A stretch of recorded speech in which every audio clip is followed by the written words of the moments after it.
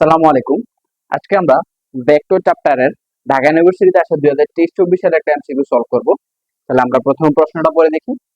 প্রশ্নটা হচ্ছে দুটি ভেক্টর এ এবং বি এর যোগফল তাদের পার্থক্যের উপর লম্ব। নিচের কোন বিবৃতিটি অবশ্যই সত্য? আচ্ছা, প্রশ্নটা আমরা একটু ডিকোড করি। দুটি ভেক্টর এ এবং বি তাদের যোগফল। আচ্ছা, এ এবং বি এর যোগফল, A vector plus B vector, যোগফল তাদের পার্থক্যের উপর লম্ব। আচ্ছা, তাদের পার্থক্য এ মাইনাস বি, পার্থক্যের উপর লম্ব। তাহলে প্রশ্নটা একটু খেয়াল করলে বোঝা যাবে যে এই যে যোগফল ভেক্টর এবং পার্থক্য যে ভেক্টর, অর্থাৎ এই একটা ভেক্টর, এই একটা ভেক্টর, এই দুইটা ভেক্টর পরস্পর লম্ব। তাহলে আমরা জানি যে দুইটা ভেক্টর যদি পরস্পর লম্ব হয় তাহলে তাদের ডট গুণফল 0 হয়। তাহলে এই ভেক্টর এবং এই ভেক্টর, এই দুইটা ভেক্টরের ডট গুণফল অবশ্যই 0 হবে যেহেতু তারা লম্ব।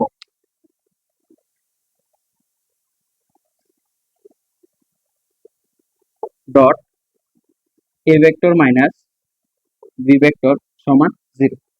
তাহলে এখানে যদি আমরা গুণ করে দিই, এখানে হচ্ছে আছে এ ডট এ। আচ্ছা, এখানে দেখো এ ডট এ, এটা কিন্তু একটা ডট গুণফল। এখন আমরা সবাই জানি, মানে এইচএসসি সব আশা করি এটা পড়ে আসছো, যে দুইটা ভেক্টর ডট গুণফল হলে যে প্রোডাক্টটা বাইরে হবে ওই প্রোডাক্টটা অবশ্যই একটা স্কেলার প্রোডাক্ট হবে। ঠিক আছে, তাহলে এই জন্য আমি এ ডট এ এর জায়গায় হচ্ছে স্কোয়ার লিখে দিলাম,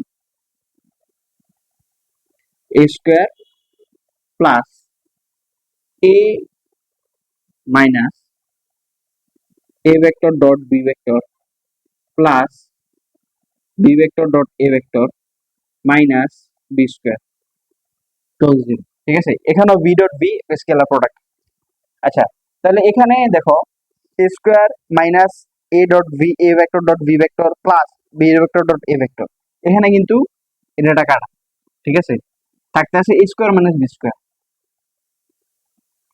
A square minus B square equal to B square equal to 0। ঠিক আছে, আচ্ছা এখানে যেহেতু ডট গুণ ফল এই জন্য কিন্তু আমি এটা কাটতে পারছি। ঠিক আছে, মানে বিনিময় বিধি কিন্তু আসলে ডট গুণফল মানে ক্রস গুণফল কিন্তু মানে না।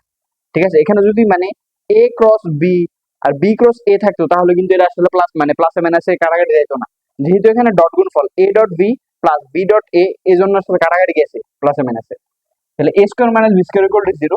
তাহলে এখান থেকে অবশ্যই আমি পরের লাইনে নিশ্চিন্তে লিখতে পারি এ স্কোয়ার সমান বি স্কোয়ার, এবং এখান থেকে এ সমান বি। ঠিক আছে, দেখো এ সমান বি অর্থাৎ ভেক্টর দুইটার মান সমান, এটারে আমরা এভাবে লিখতে পারি। দেখো সবাই, যে এ সমান বি, এটার আমি কি লিখছি, এটারে ভেক্টর এ পাশাপাশি মানে সাইডে মানের চিহ্নটা দিছি, ভেক্টর বি মানের চিহ্নটা দিছি। তাহলে এটা হচ্ছে আমাদের আনসার, এবং এটা অপশনে আছে এ নাম্বার। ঠিক আছে, তাহলে আমাদের অপশন এ হচ্ছে আনসার। আশা করি সবাই বুঝতে পারছো। তো আমরা হচ্ছে এইভাবে ধারাবাহিকভাবে ঢাকা ইউনিভার্সিটি এবং রাজশাহী ইউনিভার্সিটিতে আসা ভেক্টরের সবগুলা প্রশ্ন এই চ্যানেল আপলোড দেওয়ার চেষ্টা করব। তো সবাই ইনশাল্লাহ পাশে থাকবে। সালাম আলাইকুম।